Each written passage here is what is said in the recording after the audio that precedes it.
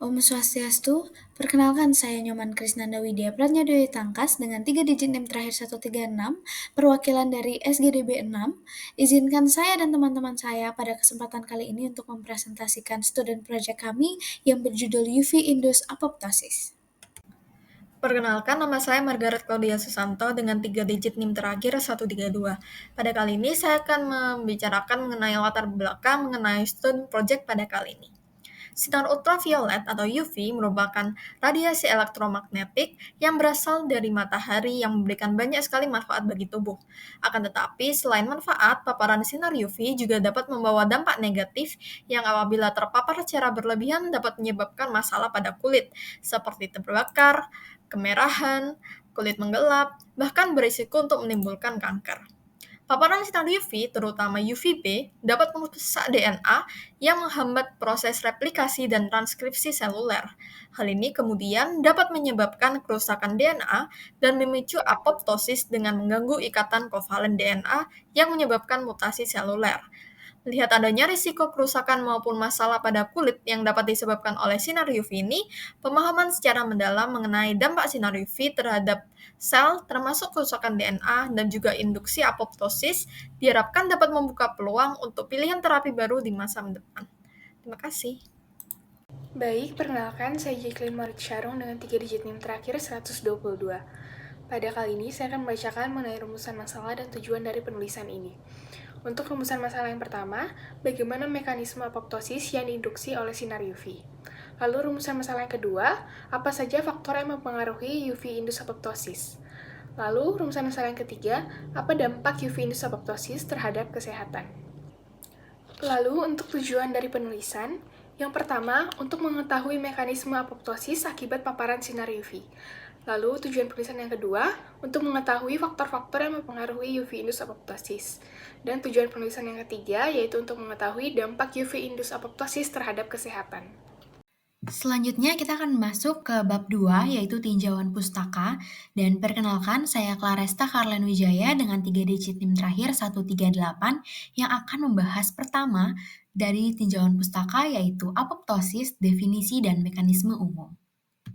Pertama, kita akan membahas terkait dengan apoptosis. Apoptosis sel merupakan proses kematian sel menggunakan enzim pendegradasi DNA dalam nukleus dan sitoplasma. Mekanisme apoptosis dapat terlihat pada gambar yang berada di tengah. Pertama-tama, ketika DNA telah terdegradasi, maka organel yang ada di dalamnya akan memisahkan diri dengan memodifikasi membran plasma sebagai pembungkus dan disebut sebagai badan apoptosis. Karena adanya modifikasi membran plasma, maka badan apoptosis ini tidak menimbulkan efek inflamasi bagi tubuh. Dan juga badan apoptosis sangat mudah untuk dimakan oleh fagosit. Secara umum, apoptosis sel dapat terjadi karena adanya pergantian sel yang baru ataupun reaksi lingkungan seperti UV dan radiasi hingga kondisi patologis. Selain apoptosis, terdapat dua proses kematian sel lainnya, yaitu nekrosis dan autofagi. Proses nekrosis terjadi ketika rusaknya membran sel dan terjadinya kebocoran enzim seluler sehingga sel mencerna dirinya sendiri. Nekrosis berbeda dengan apoptosis karena nekrosis dapat menimbulkan efek inflamasi. Kemudian, terdapat autofagi. Autofagi merupakan proses sel memakan dirinya sendiri dengan pencernaan lisosomal. Pada dasarnya, autofagi terjadi ketika tubuh kekurangan nutrisi. Sehingga vakuola bersama lisosom membentuk autofagolisosom. Sehingga sel harus merelakan dirinya sendiri sebagai sumber nutrisi bagi tubuh. Namun, ketika reaksi autofagi ini tidak lagi memberikan efek bagi tubuh, maka akan terjadi apoptosis sel. Perkenalkan, saya Petrina Gracia Natali dengan 3 digit NIM terakhir 134. Selanjutnya saya akan menjelaskan tentang dua jalur utama apoptosis. Yang pertama itu ada jalur intrinsik dan yang kedua itu ada jalur ekstrinsik. Untuk jalur intrinsik ini dia dipicu oleh pelepasan faktor proapoptotik dan dari mitokondria seperti sitokrom C dan IF. Proses ini dimediasi oleh ketidakseimbangan protein BEX dan BCL2. Saat BEX meningkat, permeabilitas membran mitokondria ini terganggu yang menyebabkan sitokrom C dilepaskan ke sitoplasma. Kemudian sitokrom C ini akan berikatan dengan APF1 dan prokaspase 9 membentuk kompleks apoptosom yang mengaktifasi kaspase 9. Selanjutnya, kaspase 9 ini akan mengaktifasi kaspase 3 yang memicu fragmentasi DNA dan apoptosis sel dengan cacat genetik. Jalur ini juga dipicu oleh protein P53 yang menginduksi ekspresi BEX saat terjadi kerusakan DNA akibat radiasi atau paparan obat toksik. Selanjutnya ada yang tentang jalur ekstrinsik. Jadi jalur ekstrinsik ini diaktifkan melalui interaksi ligan FAS dengan reseptor kematian FAS di membran sel spermatosit. Ikatan ini akan membentuk death-inducing signaling complex yang mengaktifasi kaspase 8. Kaspase 8 ini kemudian akan memicu aktivasi kaspase 3 yang menginisiasi apoptosis. Jalur ini diaktifkan saat sel Sertoli mengalami kerusakan akibat iskemia testis, paparan zat toksik, atau stres oksidatif dari ROS. FAS sel ini juga berperan dalam eliminasi sel sperma dewasa yang abnormal akibat kesalahan meiosis. Sekian dari saya, terima kasih. Sebelumnya, perkenalkan nama saya Virgiana Maria dengan 3 digit NIM terakhir 140. Nah, di sini saya akan menjelaskan sedikit mengenai definisi dari sinar ultraviolet dan juga jenisnya. Ultraviolet atau UV adalah bentuk radiasi elektromagnetik yang panjang gelombang radiasinya sedikit lebih pendek daripada cahaya yang tampak. Berdasarkan rentang panjang gelombangnya, sinar UV dapat dibagi menjadi 3, yaitu UVC, UVB, dan juga UVA. UVC atau gelombang pendek shortwave memiliki panjang gelombang antara 100 sampai 280 nanometer. UVB atau gelombang medium wave, memiliki panjang gelombang antara 280 sampai 315 nanometer. Sedangkan UVA atau gelombang panjang black light memiliki panjang gelombang antara 315 sampai 400 nanometer.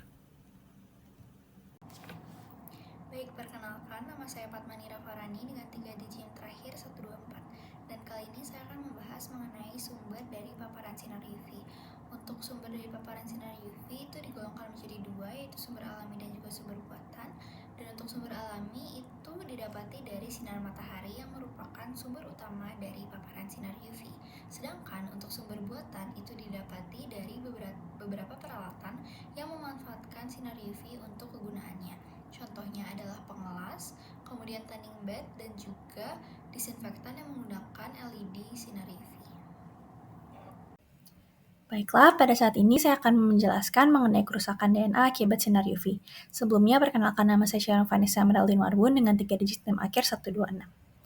Radiasi ultraviolet, terutama UVB, bisa menyebabkan 2 jenis utama kerusakan DNA, yaitu cyclobutane pyrimidine dimers atau CPDS dan 6,4 photoproducts atau 64 PPS.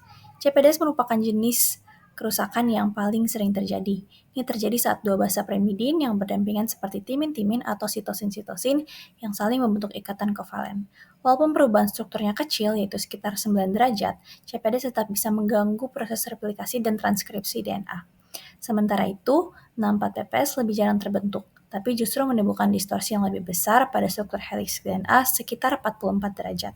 Karena itu, 64 PPS lebih efektif dalam memicu aktivasi jalur respons terhadap kerusakan DNA.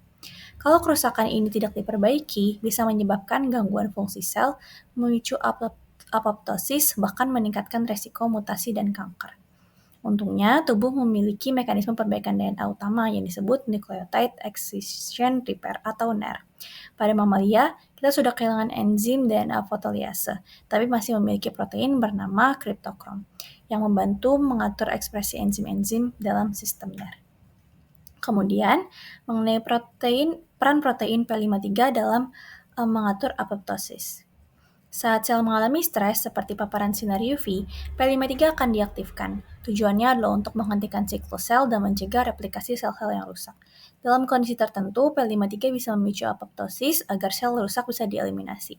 Misalnya pada sel HT29-TS P53, jika P53 diaktifkan setelah paparan UV, maka akan memperkuat proses apoptosis. Tapi kalau diaktifkan sebelum UV, malah bisa melindungi sel dari apoptosis. Selain itu, P53 bekerja dengan mengaktifkan gen-gen pro-apoptotik seperti PUMA dan NOXA yang berperan langsung dalam jalur kematian sel.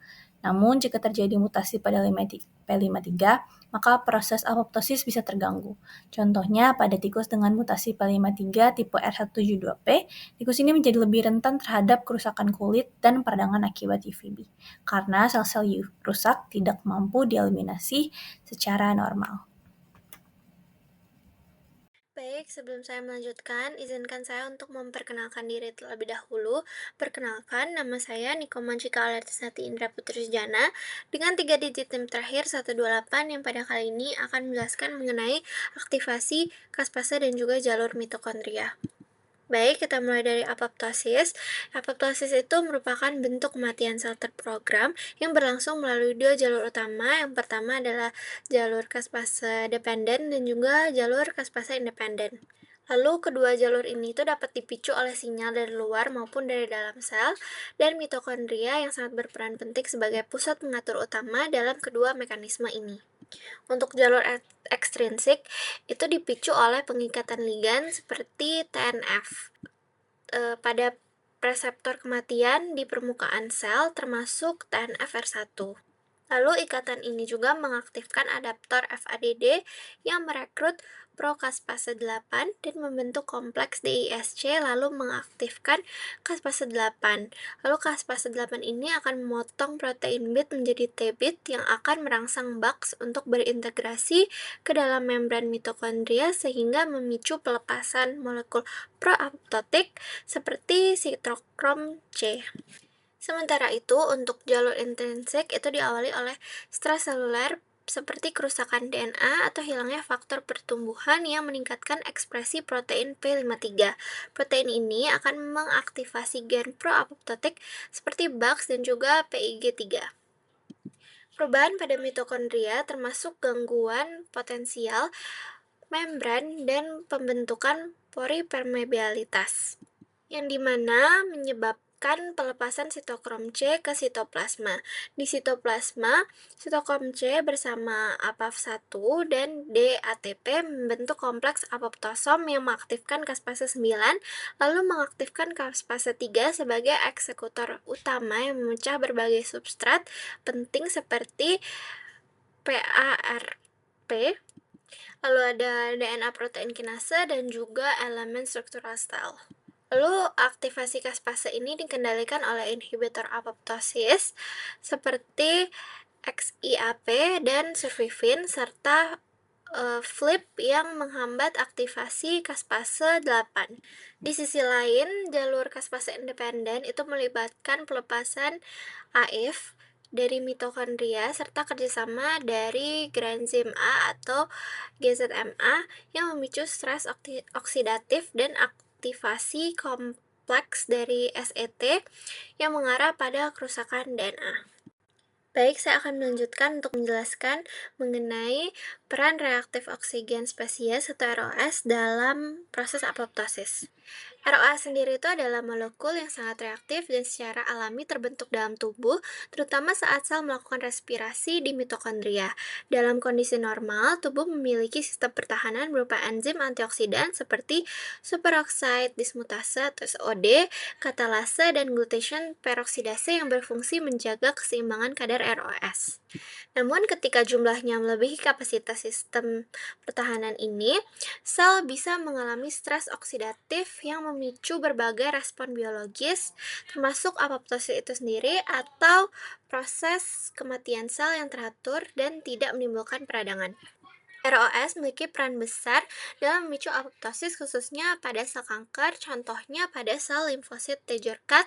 Pemberian hidrogen peroksida atau H2O2, yaitu salah satu jenis ROS, dapat mengaktifkan kaspase, yaitu enzim yang bertugas menjalankan proses penghancuran sel.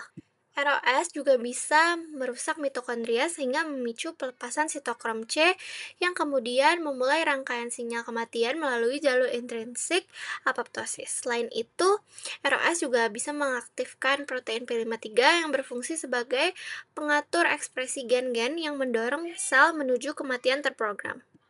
Namun, apabila ROS itu dalam kadar yang sangat tinggi, ia tidak hanya menyebabkan apoptosis, tapi juga bisa merusak struktur penting dalam sel dan menyebabkan nekrosis atau kematian sel yang tidak terkontrol dan bisa menimbulkan peradangan. Maka dari itu, efek dari ROS itu sangat bergantung pada kadarnya dan lamanya dari paparannya. Dalam terapi kanker, peningkatan kadar ROS secara terarah di sel tumor menjadi strategi potensial untuk menghancurkan sel kanker tanpa merusak sel normal. Perkenalkan dokter, nama saya Jevanya Malau dengan 3 digit NIM terakhir 130. Nah, jadi ada beberapa faktor yang akan mempengaruhi terjadinya UV-induced apoptosis. Yang pertama yaitu intensitas dan durasi paparan UV. Jadi, semakin terpapar oleh sinar UV, maka keseimbangan redoks dalam sel kulit itu akan semakin terganggu sebagai akibat dari diproduksinya ROS secara berlebihan yang akhirnya akan merusak sistem antioksidan. Nah, kerusakan sistem ini akan mengakibatkan terjadinya modifikasi oksidatif lipid DNA serta protein. Nah, yang akhirnya juga akan meningkatkan kemungkinan terjadinya apoptosis. Nah, kemudian faktor yang kedua yaitu jenis sel dan juga sensitivitas terhadap UV. Seperti yang kita ketahui ada banyak sekali jenis sel, tetapi kita akan berfokus kepada fibroblast dan juga keratinosit. Kalau dibandingkan keratinosit dan fibroblast itu keratinosit memiliki sensitivitas yang lebih tinggi dibandingkan fibroblast terhadap sinar UV. Kenapa hal ini bisa terjadi? Itu karena kalau misalnya keratinosit dia terkena sinar UV khususnya itu UVB, dia ini akan mengalami peningkatan produksi ROS yang akhirnya akan mengakibatkan dia mengalami disfungsi mitokondria. Nah, hal ini akan menghambat mekanisme perlindungan antioksidan dan juga menstimulasi respon inflamasi pada kulit. Sedangkan pada fibroblast, dia ini memproduksi integrin beta 1 yang akhirnya akan menghambat aktivasi dari Cas8 dan juga P53. Nah, penjelasan tersebut menjadi alasan mengapa keratinosit memiliki sensitivitas yang lebih tinggi terhadap sinar UV dibandingkan fibroblast. Baik, sebelum melanjutkan, izinkan saya memperkenalkan diri saya. Perkenalkan, nama saya Jericho Jet Jaya Laksana dengan 3 digit NIM terakhir 142. Sebelumnya terima kasih kepada evaluator yang sudah menonton video presentasi ini. Nah, saya akan melanjutkan pembahasan dari faktor-faktor yang mempengaruhi UV-induced apoptosis. Nah, oke, kita lanjut dari yang ini. Selanjutnya itu adalah faktor lingkungan, di mana yang pertama adalah paparan polutan lingkungan.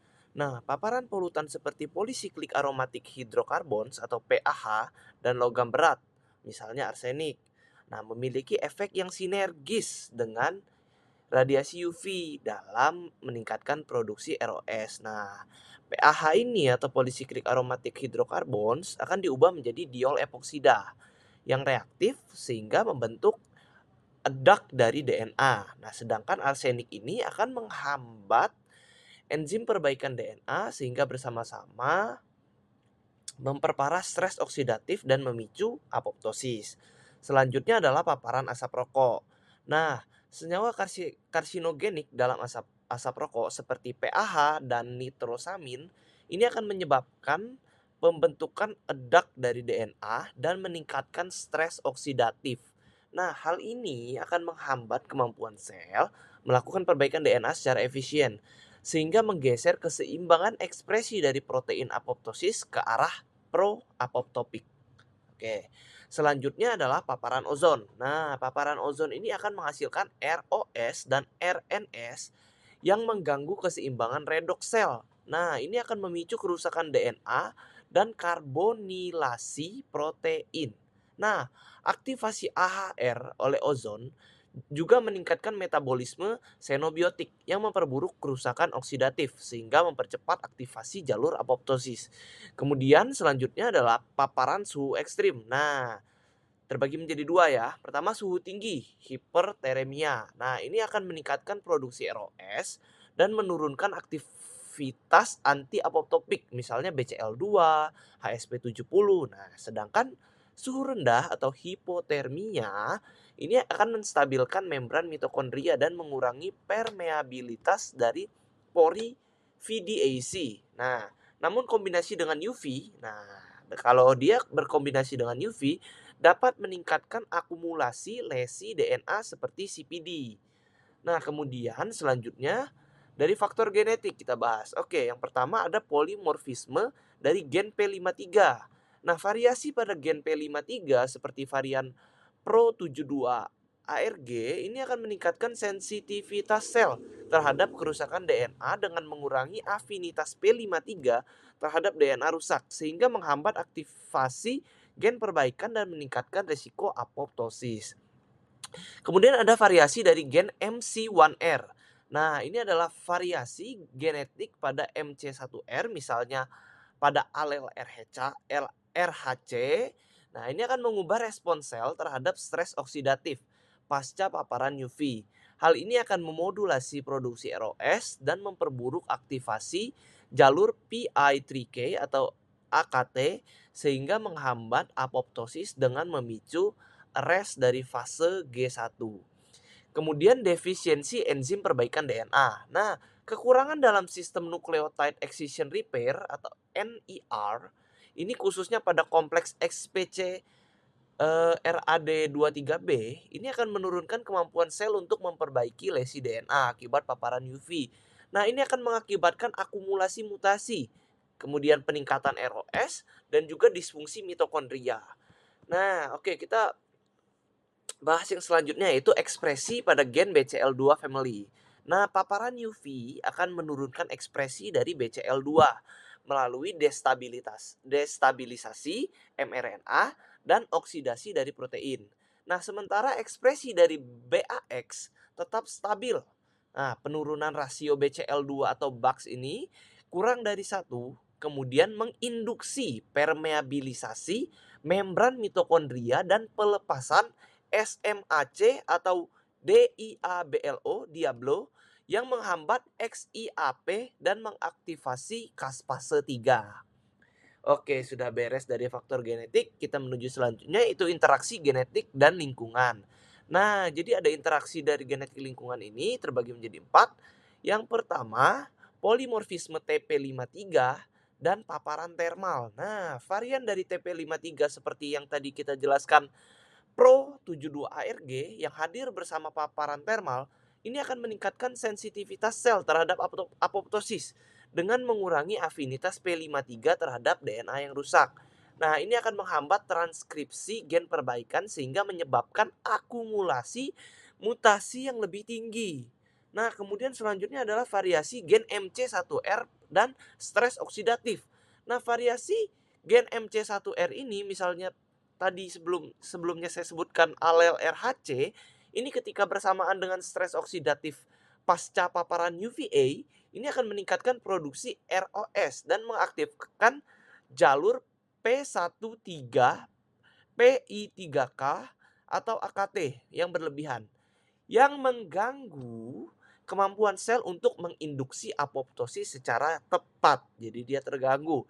Kemudian ada defisiensi NER dan juga faktor termal. Nah, mutasi pada gen XPC atau XPD ketika dikombinasikan dengan faktor termal, misalnya suhu tinggi, bisa juga suhu rendah. Nah, ini akan menghambat kapasitas dari perbaikan lesi DNA secara signifikan melalui destabilisasi kompleks perbaikan DNA. Sehingga ini akan meningkatkan fragmentasi DNA dan kerentanan sel terhadap kematian. Oke, selanjutnya yang terakhir kita akan membahas dari modifikasi epigenetik. Nah, paparan UVA yang kronis dan fluktuasi suhu dapat menyebabkan perubahan epigenetik seperti hipometilasi promotor BAX dan juga hipermetilasi BCL2 yang menggeser keseimbangan rasio dari BCL2 atau tadi kita sebut BAX menjadi lebih condong ke arah pro-apoptosis. Nah, demetilasi dari APAF1 oleh stres termal juga meningkatkan afinitasnya terhadap sitokrom C sehingga memperkuat pembentukan apoptosom dan mendorong proses dari kematian sel yang terprogram. Baik, cukup sekian dari saya, selanjutnya akan dilanjutkan oleh teman saya.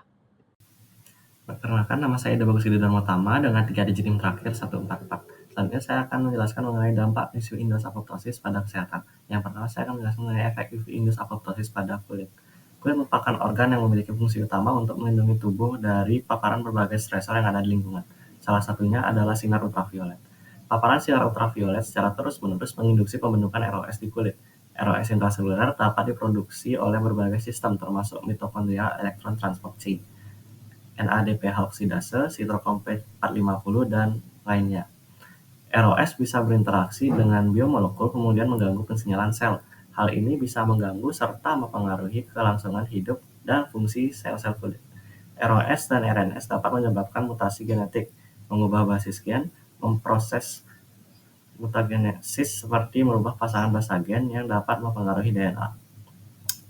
Perubahan gen tersebut menimbulkan pertumbuhan sel abnormal yang bisa menyebabkan penuaan dini hingga kanker kulit. Setelah kerusakan DNA yang disebabkan oleh radiasi sinar ultraviolet, P53 diaktifkan dan menginduksi penampakan G1 sehingga memberikan waktu untuk DNA yang rusak diperbaiki. Jika kerusakan sudah tidak bisa diperbaiki, P53 memicu proses apoptosis untuk menghilangkan sel-sel yang rusak secara genetik. Namun, paparan UVB dalam jangka panjang juga bisa menyebabkan terjadinya mutasi pada gen P53. Mutasi gen ini dapat dideteksi di sebagian besar sel kanker kulit. Dan saya akan menjelaskan mengenai implikasinya pada sistem kekebalan tubuh. Paparan sinar UV dapat menekan fungsi sel imun termasuk respon imun, menunjukkan keadaan imunosupresif dan perluasan sel T regulator. Iradiasi sinar UV yang berlebihan bisa mengganggu fungsi homeostasis sel imun kulit. Paparan sinar UV juga mengganggu pola migrasi sel T dengan mengganggu pensinyalan S1P yang menyebabkan imunosupresi sistemik yang ikut andil dalam perkembangan kanker kulit. Ya, selanjutnya saya akan menjelaskan potensi terapeutik dalam pengobatan kanker. Sel kanker memiliki lebih banyak domain reseptor FAS CD95 daripada sel non-kanker. Dan pemberian sinar UV merangsang produksi spesies oksigen reaktif atau ROS dan OH. Pada dosis UV rendah, hanya sel kanker yang hancur sedangkan sel normal tidak. Teknik penyinaran sinar UV secara langsung menghancurkan sel kanker dan meminimalisir sel kanker yang tersisa sekaligus meminimalkan invasi sel ke sel normal. Hal ini kemungkinan bisa mengaktifkan respon imun lokal inang untuk menghilangkan sel kanker yang tersisa.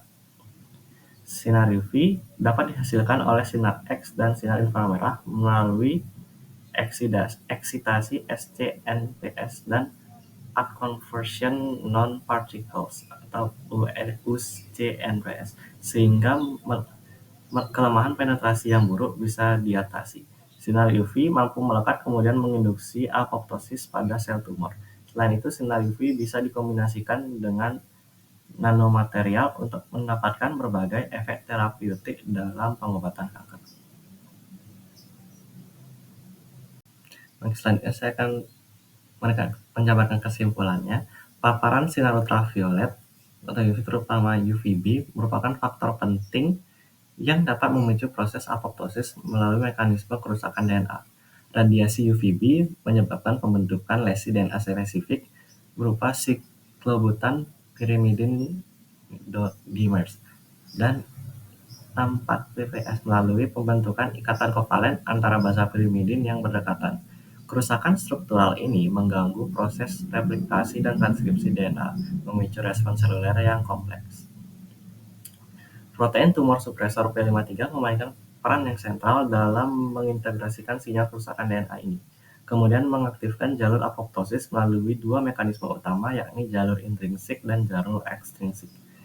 Jalur intrinsik diaktifkan melalui perubahan permeabilitas membran mitokondria yang dimediasi oleh ketidakseimbangan protein BCL2 family, sedangkan jalur ekstrinsik dipicu melalui aktivasi reseptor kematian di permukaan sel. Intensitas dan durasi paparan UV berbanding lurus dengan tingkat kerusakan DNA yang terjadi. Paparan simultan dengan polutan lingkungan seperti asap rokok dapat memperburuk kerusakan melalui peningkatan stres oksidatif dan hambatan pada mekanisme perbaikan DNA. Variasi genetik termasuk polimorfisme pada gen P53 dan MC1R serta defisiensi enzim perbaikan DNA seperti NER mempengaruhi kerentanan individu terhadap apoptosis yang diinduksi UV. Pada kulit, dampak dari sinar ultraviolet yang berlebihan dapat menyebabkan sunburn dan mempercepat proses penuaan kulit atau photoaging. Secara kronis, akumulasi kerusakan DNA dan kegagalan mekanisme apoptosis dapat menyebabkan transformasi maligna yang termanifestasi sebagai kanker kulit. Pemahaman lebih lanjut mengenai mekanisme ini membuka peluang terapeutik. terutama dalam pengembangan strategi terapi kanker yang memanfaatkan apoptosis selektif melalui kombinasi radiasi UV dan agen fotosentisasi atau nanoteknologi. Baik, sekian presentasi dari kami SGDB 6. Mohon maaf jika ada kesalahan. Kami tutup dengan Parama Santi, Om Santi Santi Santi Om. Terima kasih.